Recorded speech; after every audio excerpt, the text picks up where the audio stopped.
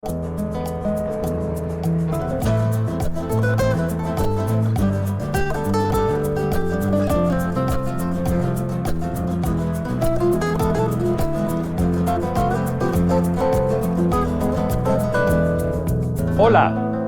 y bienvenidos a esta segunda lección del curso. Vamos a empezar hablando de un tipo de palabra que es básico, fundamental y esencial a la lengua. El verbo. Yes, it's time to talk in detail about verbs. And how important is the verb as we learn to communicate in our new language? Well, you tell me. I'll give you the adjective in Spanish and you give me the word in English. El verbo es básico, fundamental y esencial. Así que el verbo es muy, muy importante. Let's begin this verbal discussion right now, in the present, talking about how to conjugate verbs in the present tense. To be clear, I know you can already use the present tense and that you're able to conjugate regular verbs and many irregular verbs in the present. For that reason, we'll review the tense fairly quickly, mainly as an exercise designed to help us get back in shape with the Spanish language. We'll be spending most of our time learning new verbs and conjugations of irregular verbs in the present that you haven't seen before. I'd like to first introduce you to some regular verbs that are cognates. I'll give you the English and you give me the Spanish verb. First, some AR verb cognates. To examine is examinar. To use is usar. To observe, observar. Good. Now, a few ER verbs. To suspend is suspender, which can also mean to hang. To concede is conceder, which also means to grant. And finally, some cognates ending in IR. To define is definir. To divide is dividir. To admit is admitir. So, let's practice conjugating by using the verb to observe, which is observar. I'll give you the subject pronoun. You give me the correct form of observar in the present. Yo. Observo. Tú. Observas. Ella. Observa. Nosotros. Observamos. Vosotras. Observáis. Ustedes. Observan. Take a look at those 6 endings of regular AR verbs and repeat them after me. O. As. A. Amos, ais, an. Let me talk for a minute about vosotros and vosotras, which are the masculine and feminine plural forms of tú. In this course, I will teach you how to conjugate verbs using these subject pronouns, because they're commonly used in Spain. But we won't practice quite as much with vosotros and vosotras as with the other subject pronouns, because these informal plural forms of you are only used in Spain and not used at all in Latin America. In all countries in the Americas, ustedes is used as the plural for both usted and for tú. Now, let's move on to regular ER verbs. Let's conjugate to concede, which is, or to grant, which is conceder. Yo concedo, tú concedes, usted concede, nosotros concedemos, vosotros concedéis, ellas conceden. As you look at those regular present tense ER endings, what strikes you about how they compare to the regular AR endings? Well, you might have noticed that they're quite similar. In fact, there's only one difference between the regular AR and ER endings, which is, well, if you replace every A of the AR endings with an E, you get all the ER endings. In fact, let me show you what I mean. For all 6 subject pronouns, I'm going to say first the AR ending and then the ER ending. I'd like you to repeat after me. O. Obviously, there's no difference in the yo form ending. Has, es. Ha, he. Hamos, hemos. Hais, eis. Han, en. So, changing the A of the AR endings to an E gives you all the present tense endings for regular ER verbs. Now, let's put some of these new verbs to use. Give me the Spanish for the following sentences. We always practice in the morning. Siempre practicamos por la mañana. They are going to suspend all classes. Van a suspender todas las clases. To finish our review of the regular conjugation in the present, let's consider verbs ending in IR. So tell me the present tense forms of to admit, which is admitir.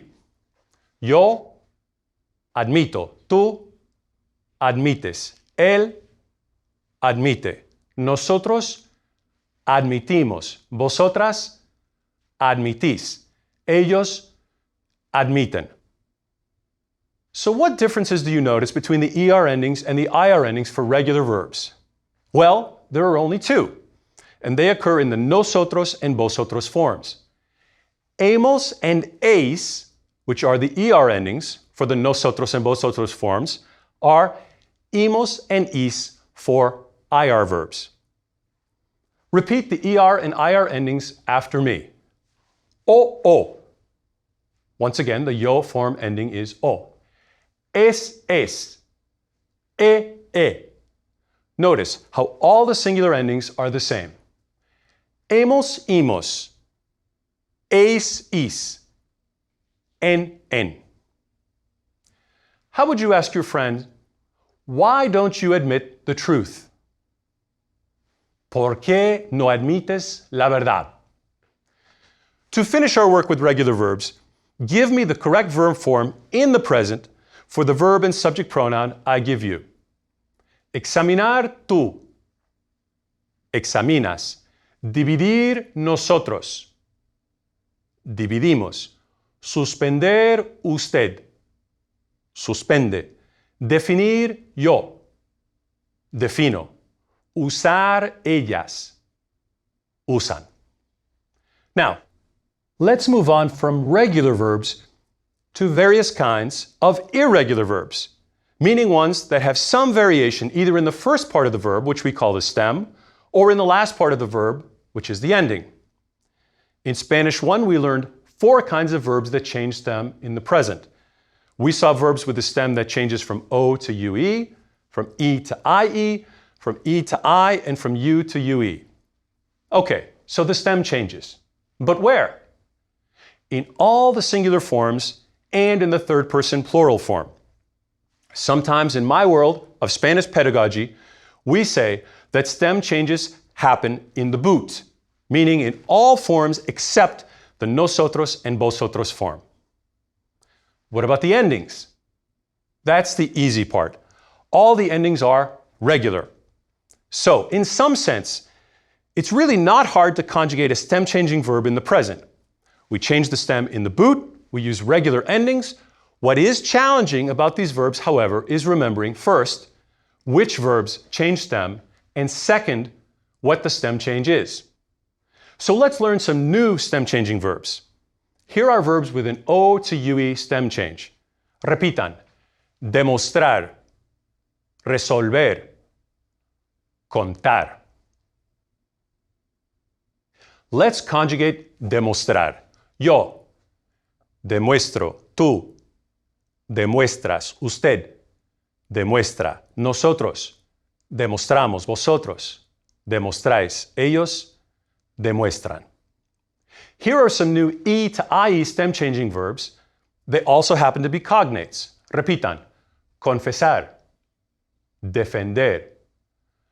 Let's conjugate defender in the present. Yo defiendo. Tú defiendes. Usted defiende. Nosotros defendemos. Vosotros defendéis. Ellos defienden. Once again, we change stems in the boot, meaning there's no stem change for the nosotros and vosotros forms. Defendemos and defendéis are regular forms. And here are two new verbs that have an E to I stem change. Repitan. Impedir. Medir. Medir in the present is yo mido. Tú mides. Él mide. Nosotros medimos. Vosotros medís. Ustedes miden. The final kind of stem change we saw in Spanish 1 is U to UE. It only occurs in one verb, which is jugar, meaning to play a sport or game. Rather than conjugate jugar, let's look at a new verb that's quite similar. The verb is repitan, oler, which means to smell. Oler has an O to UE stem change, but it also adds an H in every form where the stem changes. So, I'd like you to conjugate oler while you look at how the forms are spelled.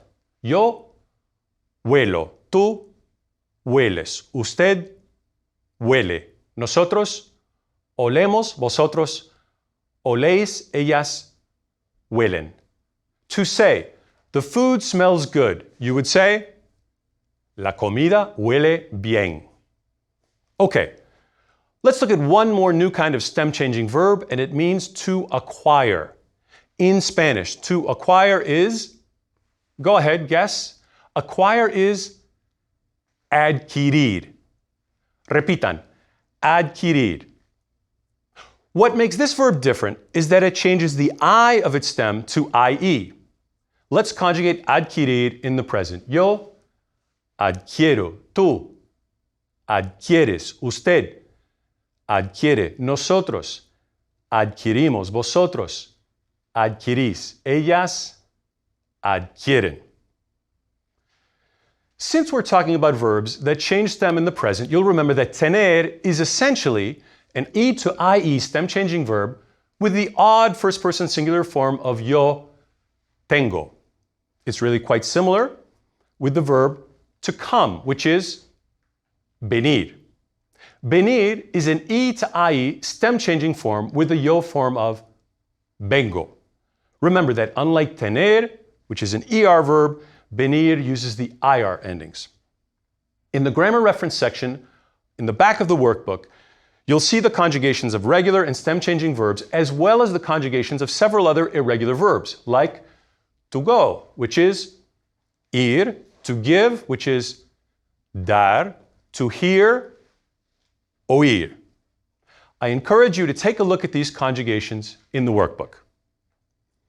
Let's now consider verbs that are regular, irregular, just in the first person singular. We've seen several verbs ending in ER and IR that have a SCO in the yo form. Are you familiar with any of these verbs? Well, the verb to know in the sense of to be familiar with someone or something is conocer, and its yo form is conozco. Here are three new verbs that also have a SCO in the yo form of the present tense. Repitan. Aparecer, desaparecer, establecer. So, I appear is aparezco. I disappear is desaparezco. And I establish is establezco. All the other forms in the present are regular. It's just the SCO in the yo form that's unusual. We've learned the verb to protect, which is proteger, and the verb to choose, which is escoger. What's unusual about these verbs in the present is that the yo form has a J instead of a G. Some new words that are also conjugated with a J in the yo form of the present include, repitan, dirigir, exigir. I direct is dirijo. I demand is exijo. And let me point out that this spelling change seems to make sense. The verb is dirigir, and all forms in the present maintain this ch sound. If the yo form did have a G, it would be pronounced dirigo. So, to avoid the G sound and maintain the H sound of the infinitive dirigir, a J is needed in the yo form of dirijo. How would you say, I manage an office in the city? Dirijo una oficina en la ciudad. In addition to verbs that have a J in the yo form, we know that the verb to put, which is poner, has a yo form with the letter G.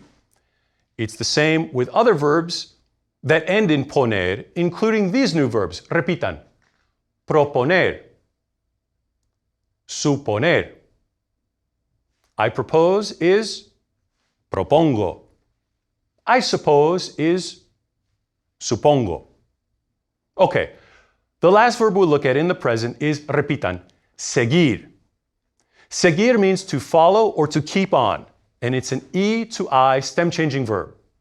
I'd like you to conjugate seguir. Yo sigo. Tú sigues. Él sigue. Nosotros seguimos. Vosotros seguís. Ellas siguen.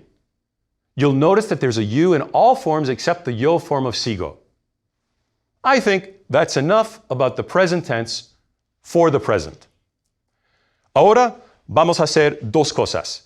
Primero, vamos a hablar de los pronombres que se usan con preposiciones y después vamos a aprender unas preposiciones nuevas. In our first lesson, we reviewed the subject pronouns. Now it's time to take a quick look at the prepositional pronouns. And once we've done that, we'll be learning some new prepositions. Prepositional pronouns are the pronouns used after, prepositions. And what makes them fairly easy is that they're the same as the subject pronouns we already know, with just how many exceptions? 2. The only two prepositional pronouns that are different from the subject pronouns are the forms used when referring to the first person singular and second person informal singular. After a preposition, instead of the pronoun yo, you use mi. And instead of tú, you use ti. That's it. Those are the only differences from the subject pronouns. Mi and ti instead of yo and tú. Let's spend a moment getting reacquainted with using mi and ti. Repitan. Para ti. Hacia mí. Cerca de mí. Sin ti. Note that there's an accent in the word mi, while there isn't one with ti. You'll remember that Spanish has a mi without an accent, that's the possessive adjective, as seen, for example, when I say mi casa is tu casa. So, to distinguish the prepositional pronoun from the possessive adjective, when reading, the pronoun has an accent while the adjective does not. This doesn't matter when speaking because they both sound the same, mi, but it does matter when writing. And let me reiterate that besides mi and ti, the other prepositional pronouns are the same as the subject pronouns. So, next to her is al lado de ella. Far from us is lejos de nosotros. Against him is contra él. Since we're talking about a grammar topic, specifically what the prepositional pronouns are and when to use them, it's time to bring up the inevitable topic of exceptions. The way to say with us is con nosotros. Nothing unusual there. But the way to say with me is conmigo. And the way to say with you, if you is the informal singular form, is contigo. Good. So those are two exceptions dealing with pronouns. Repitan. Conmigo. Contigo. In the first course, we learned a number of very useful prepositions, and now it's time to learn some new ones. So let's do it. Vamos a hacerlo. Repitan. Ante. Bajo. Tras. Mediante. Según. In this world of prepositional pronouns, the exceptions we've seen so far are conmigo and contigo. There are a few more exceptions that you need to know about. We know that the preposition between in Spanish is entre. What's unusual about entre is that it's followed by a subject pronoun instead of prepositional pronouns. So, if you're talking to your friend and you say, between you and me, you're saying, entre tú y yo. The preposition meaning according to, which is según, functions just like entre. By this I mean that según is followed by the subject pronouns yo and tú instead of the prepositional pronouns mi and ti. The way to say according to me is según yo. And assuming you're referring to an informal singular you, how would you say, according to you, everyone is grateful. Según tú, todos están agradecidos. Here's my final point before we move on to the next topic. I just used a sentence that included everyone is grateful. Todos están agradecidos, which is not a particularly easy word and one we only learned in our last lesson. I could have said, todos están contentos, todos están cansados, and it would have been easier for you to say, everyone's happy, everyone's tired. But I chose grateful on purpose because it's a new word and I wanted to make sure that you use it. That's in fact the best way to learn and really acquire new vocabulary. When you use words, they become yours. So when you finish this lesson, make it a point to use these new prepositions. Get used to saying things like according to me, which is según yo, and between you and me, which is entre tú y yo. And use the other words introduced in this lesson as well. How would you say, I always acquire words when I practice? Siempre adquiero palabras cuando practico. Muy bien. As we near the end of this second lesson of Learning Spanish 2, I'd like to talk briefly about what we're going to do together in this course. Yes, in fact, it's time for a relationship talk. After all, we're going to get to know each other pretty well. And I'd like you to know where I see this whole thing going. So what exactly are my intentions here? First of all, my fundamental goal is for you to improve your listening, speaking, reading, and writing skills in Spanish while learning about the cultures of the Spanish-speaking world.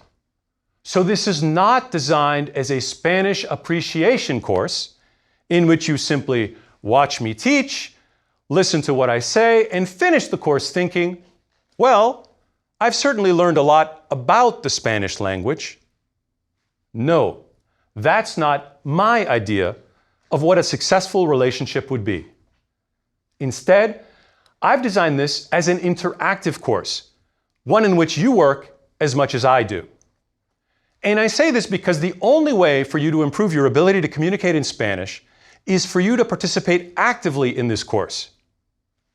So what sort of commitment am I asking from you? To answer that question, I'll explain the structure of the course and how I recommend that you interact with the different course components. What you're watching right now is one of the 30 course lectures. The lecture will introduce you to the new vocabulary, grammar, and cultural information designed to improve your ability to communicate in Spanish. After watching the lecture, you should next listen to the audio glossary that follows it. In the audio glossary, you'll hear me give the English meaning of all new vocabulary presented. You'll also hear my colleague Laura, who's from Costa Rica, pronounce all the new Spanish words, after which you should repeat them. After watching the lecture and interacting with the audio glossary, your third step should be to do the exercises in the workbook. The reading and writing practice offered by the workbook is a great way to interact with the new grammar and vocabulary that are presented in the lecture. It's also good preparation for your interaction with the final course component, the speaking activities, which are designed to allow you to develop your listening and speaking skills. If you find the speaking activities quite challenging, and that most certainly is possible, I recommend you go through them several times. You need to train your ear to get used to listening to Spanish and train your mouth to speak the language. Your focus during the speaking activities is not reading. It's listening and responding to what you hear. Once you've done your best, listening and speaking, if you're curious to know exactly what Laura and I were saying, you'll find the entire text of the speaking activities in the appendix of the workbook. But, and this is important, you should only consult the appendix after you've interacted with this course component. Otherwise, it becomes just another reading activity. And what we really want for the speaking activities is for you to develop your listening and speaking skills. Final thought. It's not enough to just listen to the lectures, audio glossaries, and speaking activities. You need to speak as well. And there are two kinds of interactions I'll be expecting. Sometimes I'll ask you to repeat a new word or expression. In these cases, I won't be giving you much time at all, and that's on purpose. Why? Because I'm not asking you to analyze, to cogitate, to evaluate. I just want you to repeat, and I want you to do it right away. So repeat quickly. There will be times when I'll ask you to conjugate a verb or give me the Spanish for something I say in English. In these cases, I will give you a bit of time, but still not a lot of time. You'll still have to think quickly. But if you're not sure about the answer, say something. What if it seems a bit too fast for you? Jump in anyway. Do your best. Speaking a language is like playing a sport. It's not simply about knowing something. It's about being able to do it repeatedly. If people in the other room think it's odd that you're speaking to the screen, invite them to join you. That brings me to my final piece of advice. I've been teaching Spanish a long time now, and my most successful students over the years have one thing in common. They all had me as their Spanish instructor. But there was something else as well. There is a direct correlation between contact with the language and level of acquisition. Simply put, the students who spend the most time listening to, speaking, reading, and writing Spanish are the ones who make the most progress. Here are two ideas that might help you in that regard. If it's possible, I recommend you take this course with a friend. You might be more motivated to continue through the course if you watch the lectures and interact with the other course components together. Moreover, if you have a friend taking the course, you've got someone to practice with. My second idea is that you might be able to find a Spanish speaker who wants to improve his or her English. If so, the two of you can establish an intercambio, or exchange, of the two languages. You could meet, for example, over coffee and spend a half an hour speaking English, followed by a half hour speaking Spanish. And let me explain that a typical intercambio isn't really an academic exercise. It's just an opportunity to engage in conversation. At times, you might help your partner with something related to English, or your partner might correct your Spanish, and that's fine.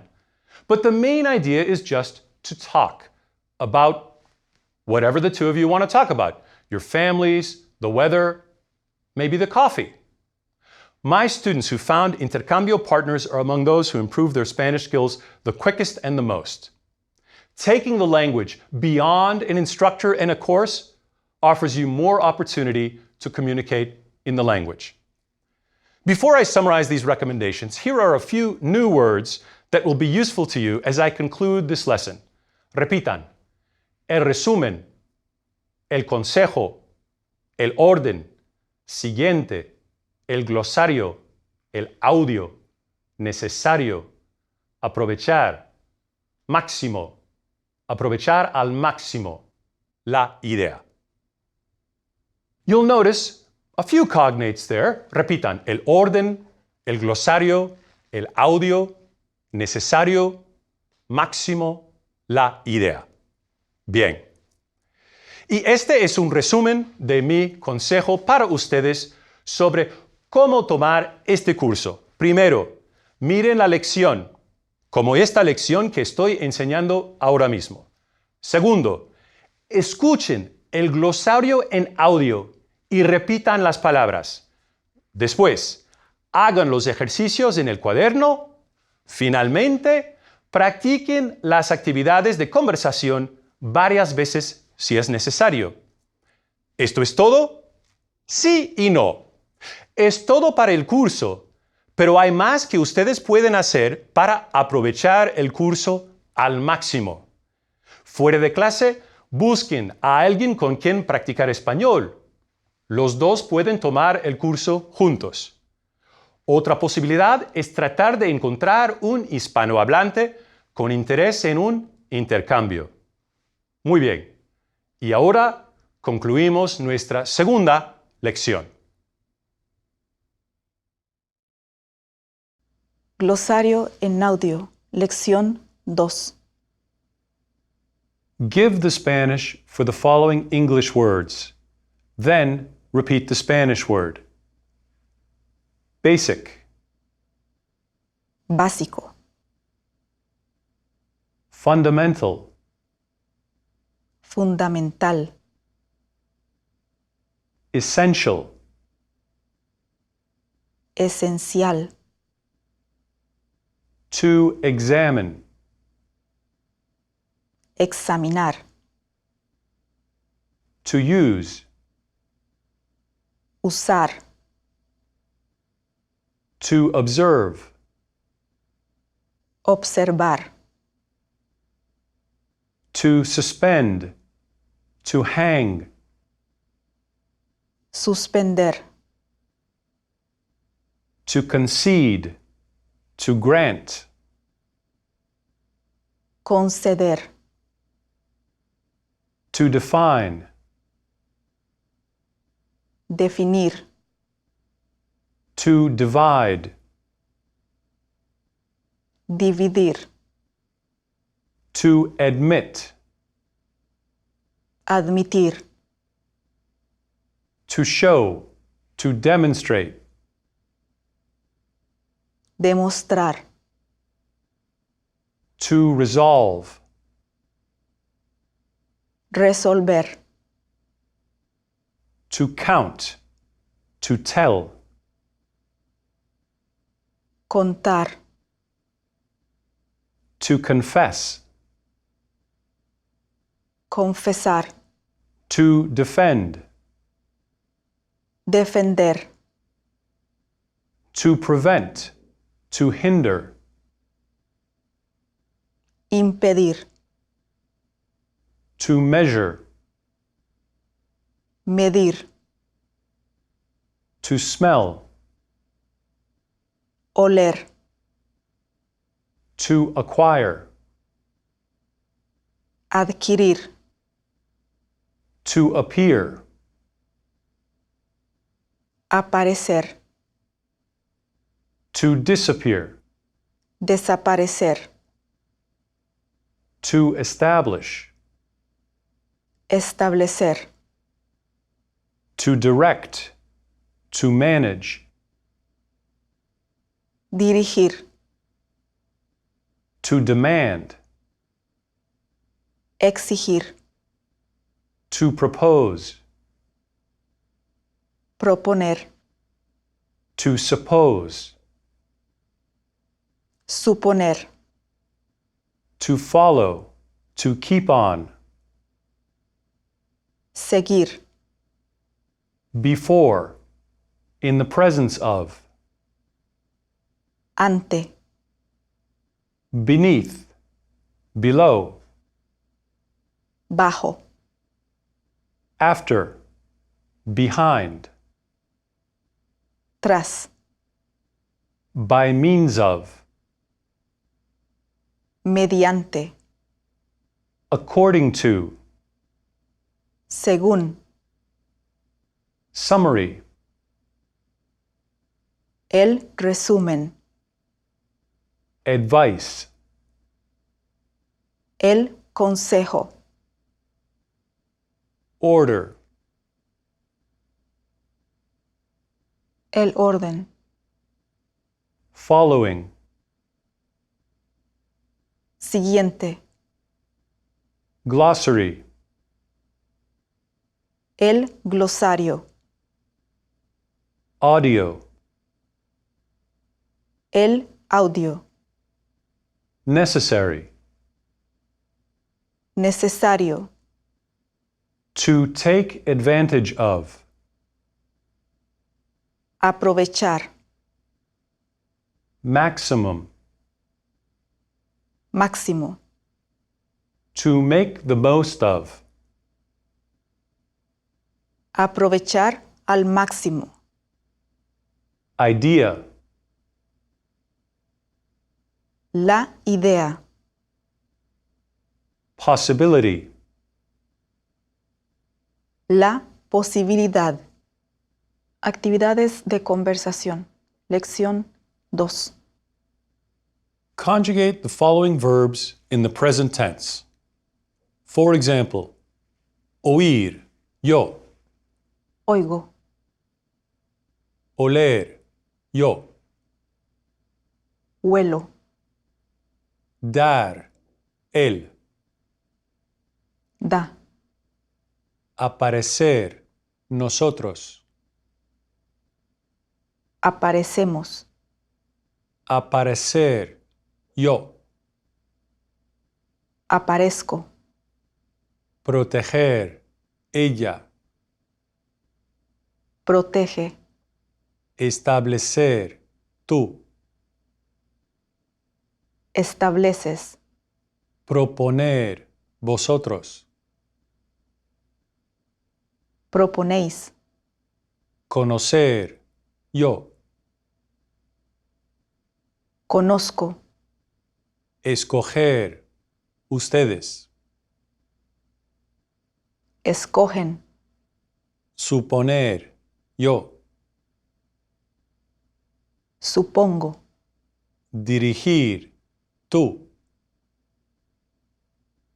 Diriges. Seguir, él. Sigue. Ir, yo. Voy.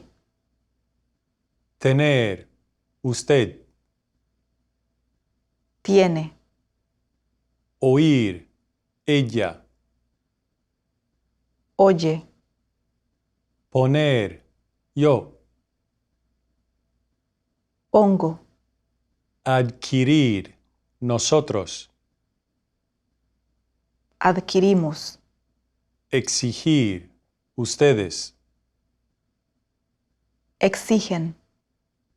Venir, tú. Vienes. Definir, usted. Define. Listen to the following conversation and then answer the questions that follow.